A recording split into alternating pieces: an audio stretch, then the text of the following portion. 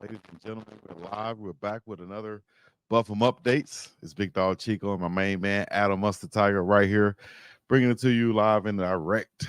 Talking about Colorado Buffaloes football this week 7, coming from the bye week, getting ready to head into the Kansas State game with an 8:15 kickoff from Folsom Field. Big Adam, what's going on, man? Talk to me. How you been?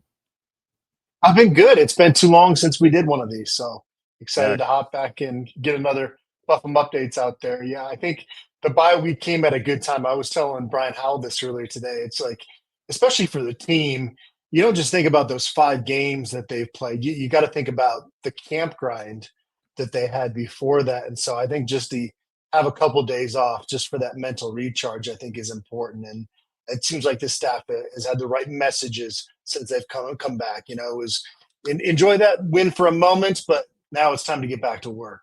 Yeah, I think we all saw what Coach Prime said about, hey, we have 4 wins. We had 4 wins also last year at this point. So let's not look at it like we really done something here. We expect more. If you go into something and you put in the work, you expect to get a result from it. So you guys should expect, to be at this point. What did you feel about Coach Prime point of view and mindset? By keeping his guys focused.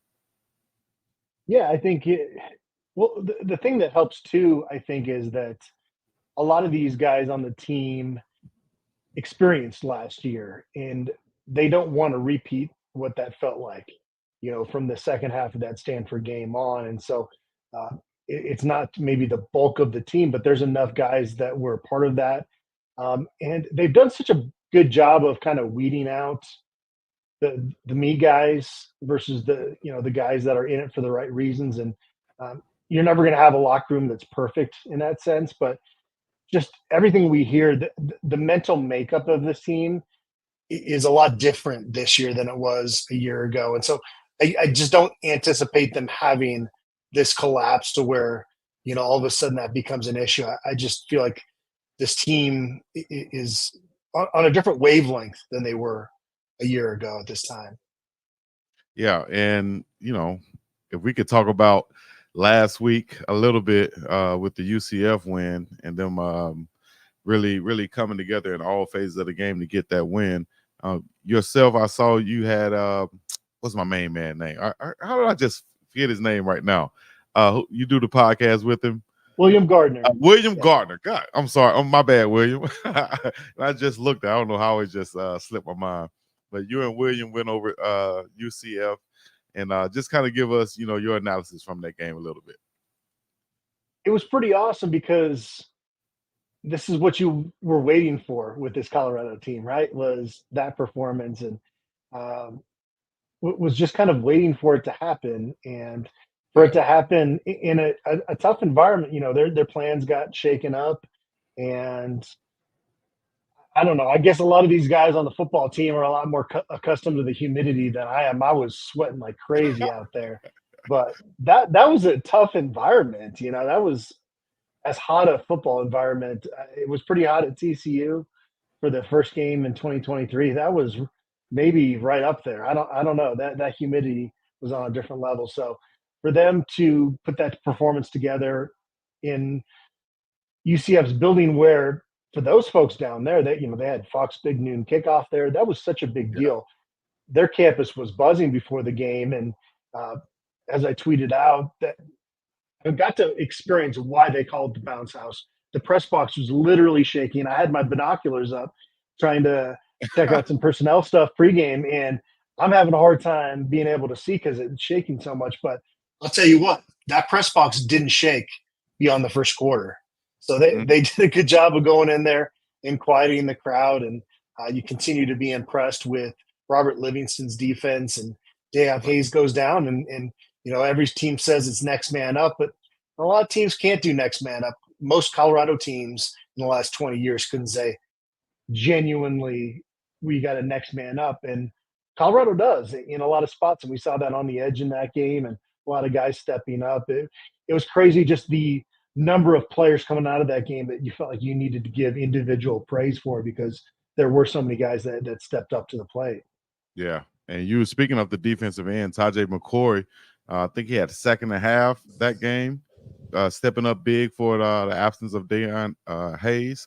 So, man, just seeing this defense transform this year from last year, and it's almost like some people are watching and expecting the same results from last year, but you're not realizing. Well, I wouldn't say they're not realizing, but it's kind of hard to unsee what you saw last year, I guess, for some people's eyes.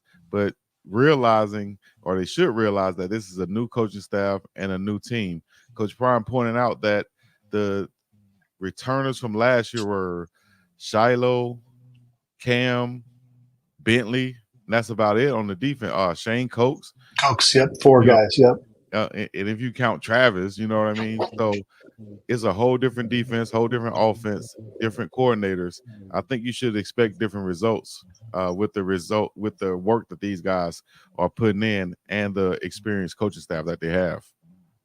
So, and also, the coordinators just mesh so much better. Specifically Shermer and Shadur, and then defensively, I said this last week when I was talking with Robert Livingston in the media scrum. I was like, every time we talk to these players about you, their face lights up because yeah, guys really enjoy playing football for him. And you know, a lot of defensive coordinators are yellers and screamers, and that seems to be kind of the typical mold.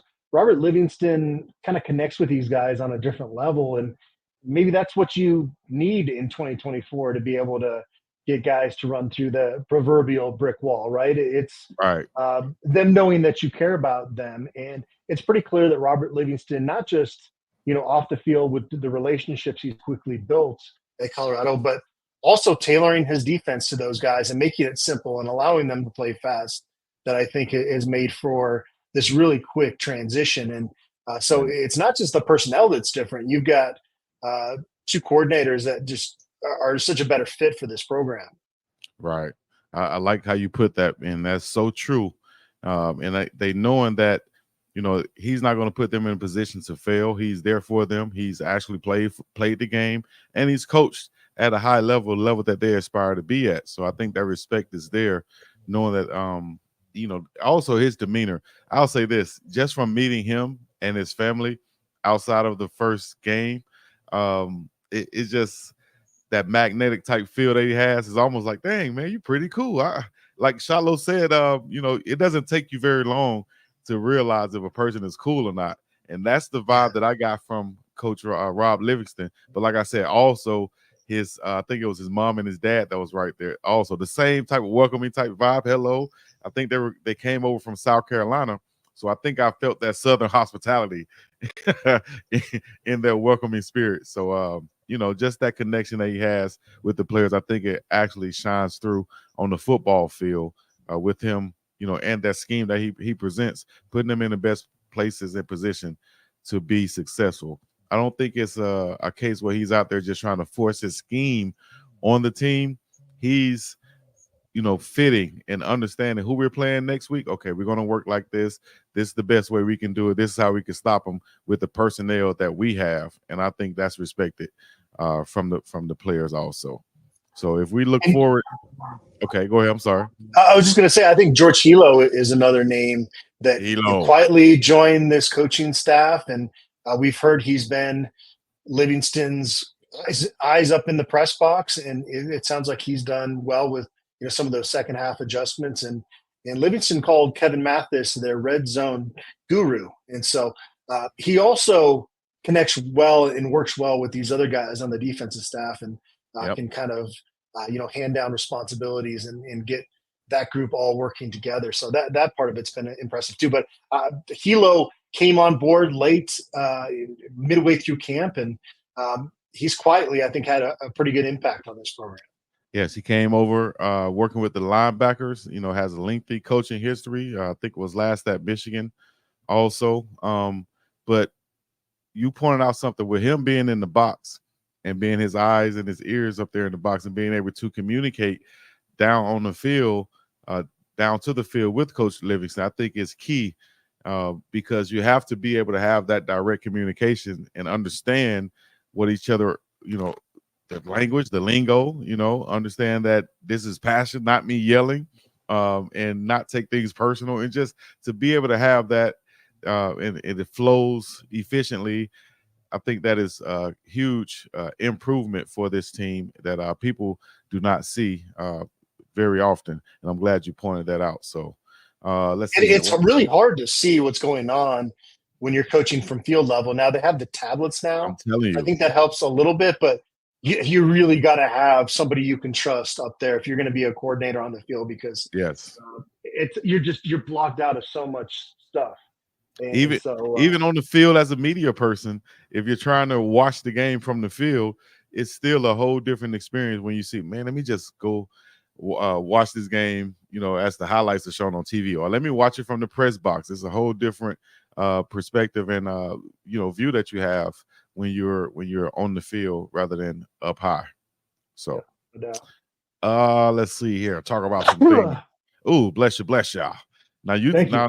now that went with the that one pick you went against Colorado, which the fans are not gonna let you get away from either, since you're on here with me.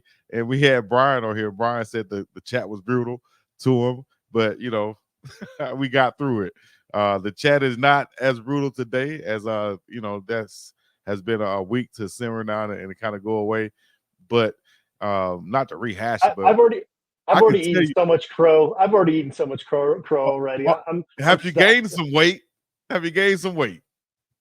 Well, yeah, I lost about 20 pounds, but it turns out it was all water weight while I was out there in There you go. Orlando. It was just all sweat weight. But no, Yeah, I heard it. But hey, where was all this overreaction when I picked Colorado to beat Nebraska, and that didn't happen. I didn't hear a whole lot back then. So same thing uh, Brian said. okay. There's nobody on this planet that wants Colorado to win more than I do. There might be people that want them to win as much as I do, but Yeah, in that media realm, you gotta compartmentalize, and then I get in my car and I go home, and that's when I kind of like, especially after that Baylor game, Chico, I was like, what the hell just happened? And I kind of was able to, throw on some good music and get the good vibes going, because I didn't have to be professional driving home alone after covering the right. game. But no, if I ever pick against Colorado, it's 100% wishing and hoping that I'm going to be wrong with that prediction. Yeah. All right. Well, that Nebraska game that you picked Colorado to win, Shiloh got hurt that game, but it looks like he'll be back this week after the bye week, to lead this defense once again. Carter Stockmeyer did a great job stepping in for him at that safety spot. How do you see them working together with Shiloh coming back? Do you just see Shiloh coming back playing full on like he did before? Will he have to take some plays off? Will he be fully conditioned? Will they have different packages with all three of them? This just from your perspective, from your view, and the things that you've heard. What do you think? My guess is that it's going to be Shiloh Sanders and Cam Sillman Craig out there as the two safeties in your base defense. And then I'm curious to see how this is going to look, because we heard Coach Prime say at his press conference today that they do have packages for Carter Stottmeyer. Is he big enough to be their dime linebacker to kind of fill that role that Trevor Woods was playing, and now Trevor Woods is redshirting, so he's not going to be part of that mix? Or could you maybe put Shiloh Sanders up to be your dime linebacker and have Carter Stottmeyer play that free safety role in those situations? I don't That's what I know, do but for what yeah, it's worth. That's what I do in the video game. is that I think that seems like a good idea. I think Shiloh would do very well in that role. And if the key and the goal is to get your best 11 on defense Right. in third down passing situations for the offense, defensively for Colorado, I think uh, maybe that would be the best situation to put Shiloh a little closer and have Carter on the back end. Yeah, wouldn't be a bad idea to have all three of them on the field at the same time. All of them have different attributes and things that they bring to the game. So it's going to be interesting to see how Coach Rob Livingston does that, being that, Shiloh always plays at a high level, and Carter played at a high level when coming back. And the shark, Cameron Simon Craig, is going to be there doing his thing, whether it's, at the line of scrimmage or way down the field. he's always around the ball, it seems like. So we'll see about those talented safeties. Let's talk about AD, the coolest one in the game. Rick George had a press conference today and gave a lot of updates. What are some things that stood out to you, as we were asked about also the future plans and what he said about Coach Prime being there and them being on the same page also? What are some other things that stood out to you from Coach? I always say Coach, but AD Rick George. Well, I think given the uncertainty of what the future is going to look like in collegiate athletics, specifically college football, just to hear that Rick George is really set on being proactive with this is what you want to hear. When NIL was introduced, Rick George and his staff put together this really cool branding opportunity for the student athletes of Colorado to get their name out there, to get their, their social media handle out there. But that was not what was drawing NIL money. It was the collectives. And so Colorado was a little bit slow to react to that, and they've been catching up. And that was even something that Rick George admitted today at his press conference. And so they're not going to be kind of catching up in the new realm of college football based on what we've heard from him. And so that's what you want to hear. And there's a lot to be excited about with Colorado football. And Rick George has been kind of leading that cause. He had some bad hires early in his tenure, and the best hire he had in football was Mel Tucker, and he bolted and had his own issues up there at Michigan State. So it's great to see him kind of get the praise that he's always been a super sharp, a very good businessman, and done a good job connecting with the boosters. And so to be able to see him, kind of enjoy seeing Colorado take this national stage under Coach Prime is kind of cool to see. Yeah, man. Everybody likes Rick George for that move right there, bringing Coach Prime there, but also just his relatability, his personality, his just him being in the mix of things, it seems like. And one thing I saw him do at the end of that UCF game was lead the team in the fight song. And man, it seemed like it was nothing that would make him more prouder than being on that field right there on a road game, leading the team in the fight song. And he also did the end of it too. F him up, go see you. And he hit him with the yeah. And if you know sports, if anybody hit you with the yeah, that's like, yeah, that's the exclamation point, So I was happy to see Rick George do that, man. Shout out to him. Well, he'll downplay it, but he was actually a good defensive back at Illinois back in the day. He was a player.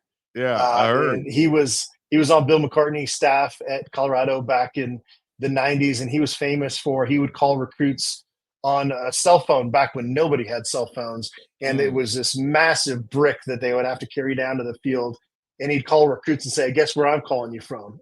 And so he's always been, a forward thinker, and he knows what it takes to be successful based on his playing career and being in the recruiting department early on. So a lot of ADs don't quite have that experience to really draw on. So Rick George, he knows his deal for sure. As they're safe in some of the places where I come from, Rick George is a real one. Yeah.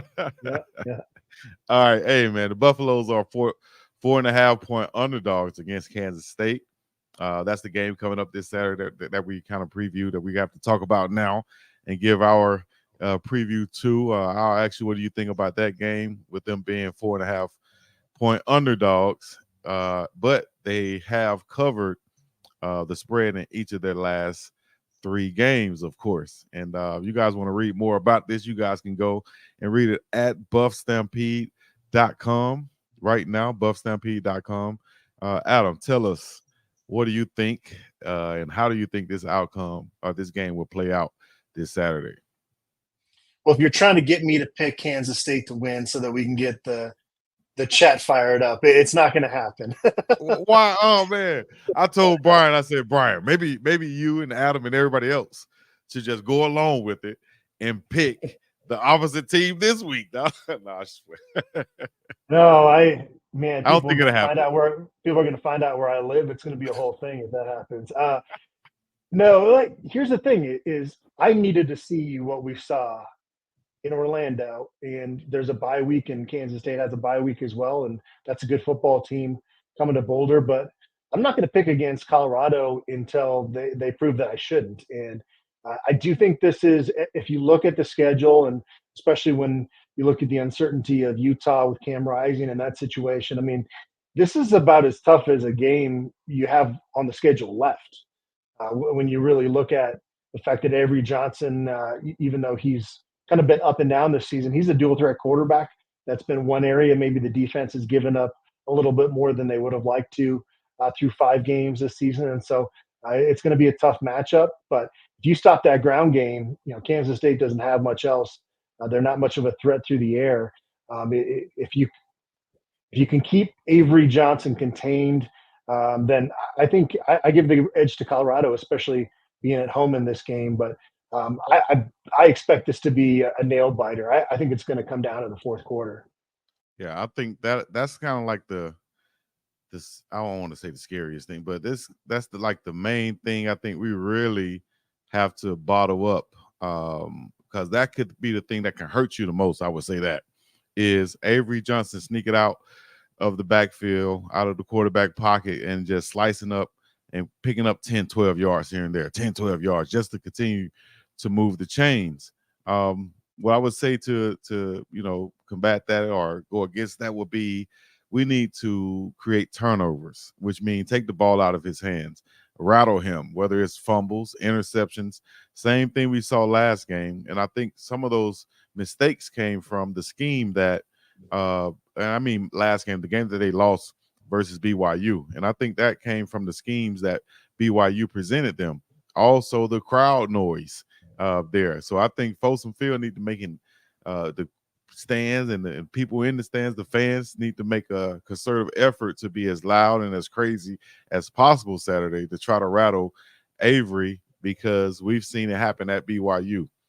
Fumbles from the running back. If we can do that, we've seen it one time before. We've seen Bentley go after the ball and get it. If we can be aggressive in that way, which I know we can force turnovers, put the ball back in Shedeur Sanders' hands in the offense, get our running game going. They're not a huge threat to pass, like you said. So same formula from UCF. If we can get up on them early, now they're in a position where they're trailing and they're doing the thing that they don't want to do the most, and that is pass with Avery Johnson. They want to turn around and hand it off to their running back, Dobbins or Rob Dobbins, I think it is. And then also they want to screen and dump the ball off to Dylan Edwards and give him some shots. I know he'll be fired up, but the whole goal is to bottle up this run game, get up in the game, and to force them to play from behind. I think we could definitely do that in Folsom, and that'll get the crowd going and rattle that Kansas State team and lead to a victory for Colorado at home. Well, how do you feel about Dylan Edwards coming back to Boulder? Dylan Edwards is always a handful. I love Dylan. Him coming back, I'm glad that they have from a from an opposing standpoint. I'm glad that they not having him as an every down back, because he could hit a home run at any moment. All right. So if he's going to be the backup, we know the packages that they usually have him in. The turnover came at BYU when they tried to put him in and run a screen to his side, the same side screen. Defensive end was already on that. They schemed for it. He dropped off. Pick went right to the defensive end. So I think that if we can look at all the plays that they've had for Dylan in the past and be ready for those and make sure we bottle him up and not give up big plays to him, because he's the explosive player on that team. Now, the running back, Dobbins, he can run it, but I think it's kind of like fitting the mold for our team, just like UCF quarterback was. I think he's fit to where we can hit him and bottle him up and keep him from running all over us. We haven't allowed that 100-yard rusher yet. I don't think we'll do it this game. No big plays for Dylan, and we should, have a big victory.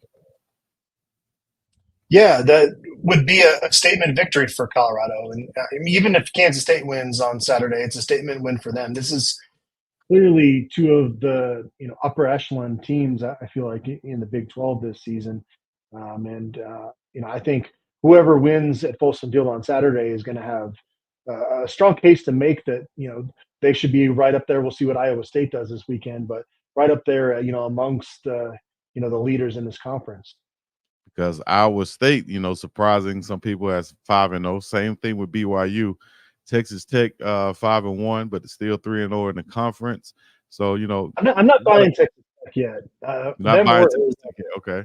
That was an interesting game watching those two go head to head, because Texas Tech and Arizona are two teams that for a 5-minute stretch can look like the best team in the conference, and for a 5-minute stretch can look like the worst team in the conference. They're very Jekyll and Hyde teams, both of them. Mm-hmm. Obviously, Utah you got to throw in there as well. I'm not putting Tech or Arizona quite up there yet. Me personally, I said this at the beginning of the season. I think in college football as a whole, especially at the top, we're going to see those teams take some falls. We'll probably see the top 10 be totally different than before, with the top 3 teams having probably 1, even possibly 2 losses by the end of the season. But I just think that'll be way more parity in college football. Big 12 is a lot better than a lot of other people may think. And Colorado has a chance to, I think, still be at that top, because everybody's going to be eating each other, beating each other, and beating up on each other. And Colorado, I think, has the depth that a lot of people don't see right now. They'll continue to see as the season goes on. But this statement win versus Kansas State at home, like you said, I think is going to happen. I think it's just going to be one of those games where it's an even matchup. Turnovers would be the difference. The home crowd would be the difference. And we have a guy named Shedeur Sanders at the quarterback position. So, when that Shedeur magic has to come out and happen, it will pop out and show him at any point in time during the ball game. Couple other topics we need to go over before we get up out of here. Make sure you guys follow Adam online. Let them know where they can follow you, Adam. Head to buffstampede.com or on X at AdamCM777. There you go, buffstampede.com. Also, you can follow me on all platforms, Big Dog Chico. Go to the Wildcats. As you mentioned, I'll be at that game in Arizona, Tucson to be exact. They have some wins, of course, but like you said, they're up and down. And that game is going to be on Fox also, another televised game for the Buffs. What is that, 7 in a row? 7, yep. 7 games in a row for Colorado. Never been done before, I'm sure, right? If they win on Saturday, I mean, you're starting to think maybe this is 12 games in a row. Is there something contractually where they have to be on ESPN Plus once? I know back when they were in the Pac-12, you had to be on the Pac-12 network a couple times. I don't know if they have that with ESPN. Yeah, I don't know, but I know this. They have common sense, or they should have common sense. And saying if we want to be playing the games that's going to get the ratings, then we need to have – if Colorado's playing, why are we not showing them? Why are we letting a guy named Big Dog Chico call the game on YouTube and have 60,000 viewers? That's crazy. We need to put the game on. So I think that's what's going on, man. They seeing that everybody's going to watch Colorado. Why not show them? I haven't got a chance to tune into one of your live in-game videos. Do you throw things? Do you get angry, or are you pretty calm and collected during those? I need to go back and watch some of them. Dang, man. Calm and collected will not describe it, I don't think, but I try not to throw things. I haven't thrown things much this year. It's been more of just yelling and celebrating touchdowns this year and sacks and stuff. So yeah, that's all. Just a fun time we have on Saturdays, which we'll have this Saturday, because I won't travel to the game. Big college football weekend coming up. A bunch of games will be on, but I'll be tuned in for the game, calling it. And that way, for the people who are not able to, watch the game, or I have some people on the chat that say they watch the game and just listen to my commentary. So I appreciate that. That's cool. So yeah. However way they consume it, I appreciate it. And I just want to be able to have another outlet to get the Colorado Buffs, live reactions and content as the game is going on. All right. Anything else before we just get up out of here, Adam? Anything you want to talk about, get into? We're going to get a chance to talk to Vincent Dancy tomorrow, so that should be good. His One of my group favorite is showing a lot of development, and so maybe we'll get an update on Deion Hayes, see how he's doing coming off the bye week tomorrow. But yeah, it's good to be back in game week mode. And I'm glad we have another bye week. That's pretty rare, and I know everybody does this year. I think college football, they should do this every year because I think everybody just needs kind of a couple of breathers in there. Yeah. But it's good to be back in the mix, and it'll be good to be back out of Folsom on Saturday. Well, one other guy we saw today, or we saw this week, was Hayes, Hayden, Dalen Hayden, and Dalen Hayden. He's coming back from that high ankle sprain injury after a good game at UCF. Talked about how hard he runs. Also, Isaiah Augustov, how hard he's running. Also, Micah Welch really showing up as a freshman. Talk about that running back room, man. What you expect to see from them versus the Wildcats? Well, we'll see what Michael Welch's situation is. We saw him kind of deal with what looked like a hamstring injury in that game out at UCF. So hopefully he's back in the mix. But clearly this staff has a lot of trust in Dalen Hayden. He's been kind of, you mentioned he had dealt with the ankle injury, but he had kind of right before that kind of established him as a top back and showed some nice burst on that touchdown run, coming back from it. But I'm a big fan of Isaiah Augustov, and as long as he doesn't put the ball on the ground and is adequate in pass protection, that's a back I feel like you can give the ball to 15, 18 times and get over 100 yards from him. It took 2 carries for him in the UCF game in the second half to go for 40 yards, and already at that point in the second half be tied as the game's leading rusher. So I want to see more of him. Just personally, I really am a fan of his downhill running style. Yeah, I like it too. I think he's also running with a sense of urgency after giving up that fumble that he did have. He's running with a purpose also, and wanting to be on the field a lot more. I heard him say in practice from the well-off clips that, he's running that hard because he wants to be on the field more. He wants more carries. And that's how you get, more opportunities by running just like that, falling forward always. So I like to see that, man. We got some good, talented running backs on this team. Offensive line showing up once again. Any update on Khalil Benson's injury, and will he be back this week? We haven't got an update there either. So waiting on him, Michael Welch, and then I think Deion Hayes is the other big one. Obviously, with Shiloh being back in the mix. Am I forgetting anybody in there? Those are kind of the main ones. We see Chidozi's back. He's back. Yep. So yeah, those are about the main ones right now. Any questions in the chat, y'all can let us know. But get ready, man. We will have more updates coming for you guys. We just want to make sure we get back after this bye week and let you guys know that yes, we're here. Y'all asking about myself and Adam. Y'all want to see these nice looking faces on your camera. Well, there you go. We're here for you. Adam, thank you for joining me once again, man. We're going to continue to do this. Appreciate everybody out there. Y'all make sure y'all hit the like, subscribe, comment, and everything else right now. Y'all know what to do, man. It's been BuffEm Updates. Big Dog Chico, Adam Mustard Tiger. We're going to be up and about this same piece in the Middle East. Yeah. BuffEm Updates. BuffEm Updates.